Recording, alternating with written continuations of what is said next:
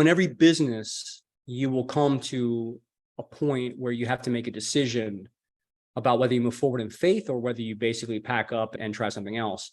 And my important moment was a moment when we lost our biggest client at the time. It was a client that was giving us about half of our revenue. And I had my spiritual conversion already. I had become a born again Christian about 6 months before that. And I'd had a really powerful spiritual experience. And I was believing for my life to get better. I was sleeping on a couch earlier to that. My business had failed. I had a failed marriage. I was basically bankrupt. It was a total disaster. But then I became born again and I started making some serious changes. And I started this new business with my wife. We started this practice, but we lost our biggest client.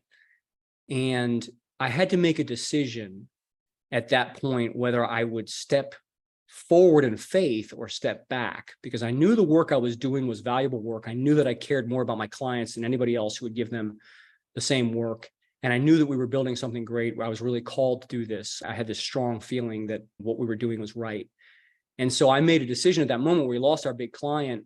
I decided to give what I call a special offering at church. I went and donated extra money at church that weekend because I wasn't going to let the finances, the fear of the uncertainty of my financial future control my heart and control my passion and my focus. And so we went and we sowed this seed at church that week.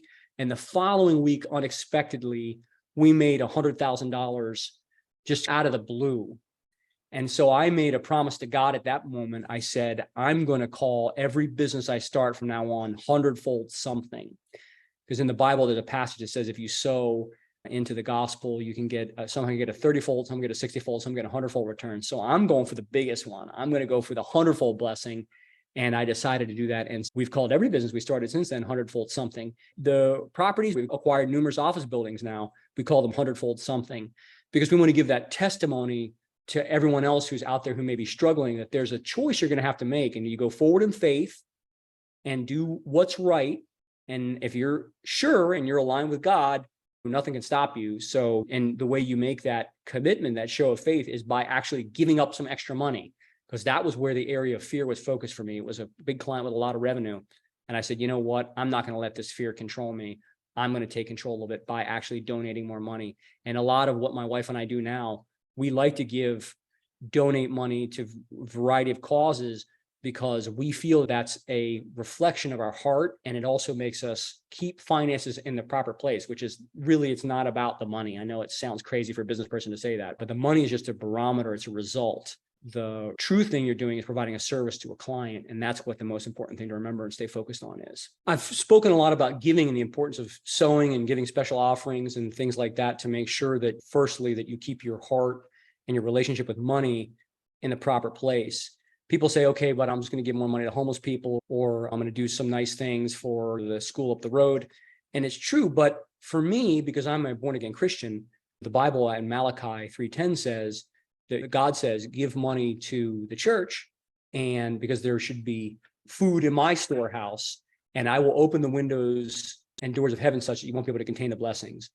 And then this is the one passage in the Bible where God says, test me in this. In the Bible, we know that, especially as a Christian, that it's not okay to test God. Even Jesus said when he was tested by the devil, he was tempted by the devil, don't test the Lord your God. Here, the one place in the Bible where God says it's okay is in giving, where you give your tithe. It's okay to say, God, I'm giving you this as a test, and pray that he reward you for that giving. Now, as a Christian, again, going forward, the Apostle Paul later says, God loves a cheerful giver. So I feel like removes from us the requirement of tithing. What I believe is it's more important for us to give more than 10% now. And people may think that's a little crazy, but I think it's important to be not just, obviously you want to give alms to the poor, which is something that we're called as Christians, and really any human being who has compassion for the world should be giving. We live in the United States of America. We're the most blessed country in the world. There is no reason why you shouldn't be giving more back to people who are less fortunate. If you're born without a dad and your mom is a drug addict, you're basically done. We should try and help those people if we can.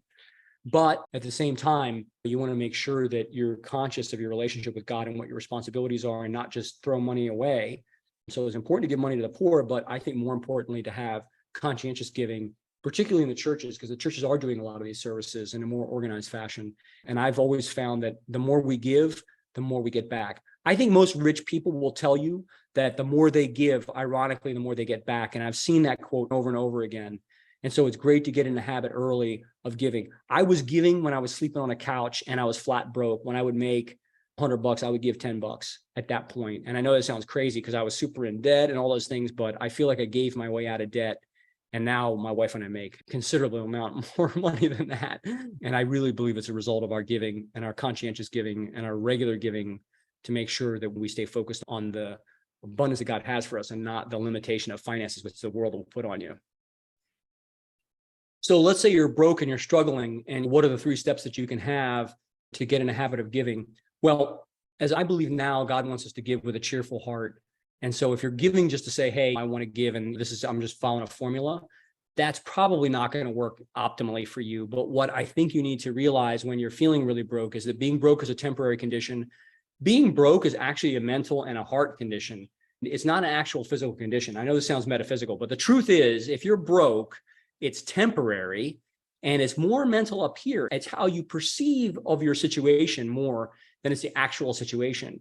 And so if you can bring yourself to believe, you need to really focus on the fact that money's just a tool and that more money will come, and that money comes in direct proportion to the service you provide to other people. If you're not getting paid for your work, you're not providing service to the right people. That's another little nugget that you can take.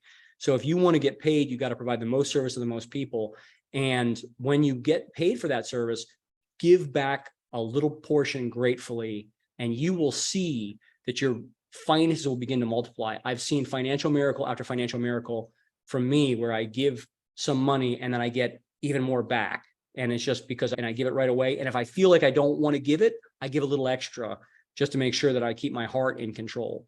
So just get in the habit of giving something and then try and increase that every week to the point where you really feel like you're comfortable giving, and you're going to see God's going to come through in a big way. I personally believe the rules to giving, I give to churches and religious organizations.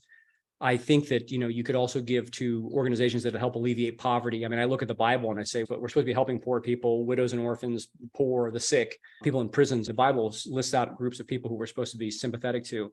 I found that works best for me when I'm giving to a church.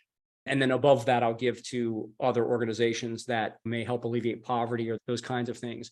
Education too, that's another one where I think it's important, especially if kids are underprivileged. We like to give back a lot. As far as rules of the game go, again, it really starts with your heart. And then you got to make sure you're aligned with doing some kind of service. You're providing some service to people. That's important. So you can be compensated for it. And then when you make the money, you make sure that you give regularly back to an organization that does help people. And for me, the church is the best organization to give back to. And that's where I've gotten my success from, and other learning organizations and other charities. I think it should be a charity. I don't think you should be giving to dolphins. No offense to the dolphins, but I think something that is helping serve people in need. I think that's absolutely a requirement to really tap into this principle of giving with your heart and making sure that you're receiving back from God. Now, I'll tell you, it really is more reconditioning your mind and your heart. There's stuff out there, that modern stuff, there's a secret and other things where they like to meditate and you get what you put out there. This is along those lines, but if you look at all those things, the secret, everything else, it's all in the Bible. Everything is there as a spiritual principle that people have been following for thousands of years. And it's just up to us to really uncover what the truth is and apply it in our lives. And I think that the best way for you to be successful in business and remind yourself of all of these principles is by leading a faith-based life and a faith-based business. As a leader of an organization, you have a lot of people who are looking to you for how you're living your life. And you can't be morally bankrupt and lead an organization. People are going to be looking to you. And if they see that you're leading an unrighteous life, let's say, if you're getting drugged up or you're running around, you've got a bunch of romantic partners, or your kids are on drugs, or you're on drugs. And I have sympathy for this. My sister grew up and she got into drugs, got into heroin, and she and I grew up in the same environment. So there's not condemnation here. There's not judgment here. But at the same time, you have to lead a life that's full in all areas, and you can't sacrifice a family life. A lot of business people, what happens is we sacrifice our families for the business, and you can't do that. Like, you've got to put your family first and learn to do that, because people are watching you and they will respect you and they will follow you based on your ability to lead in all areas of your life. If you lead your business and have a wrecked family, no one's going to be following you truly, and they're not going to give you the extra bit. They're not going to give you that extra mile. because you don't have the fruit, as we say, you don't have the results. So you've got to be able to lead in every area. Do we make mistakes? Absolutely. We're always all just trying to keep it together. We're human beings, we're flawed, but we have to understand that we have a responsibility to ourselves and our people to lead in every area of our lives.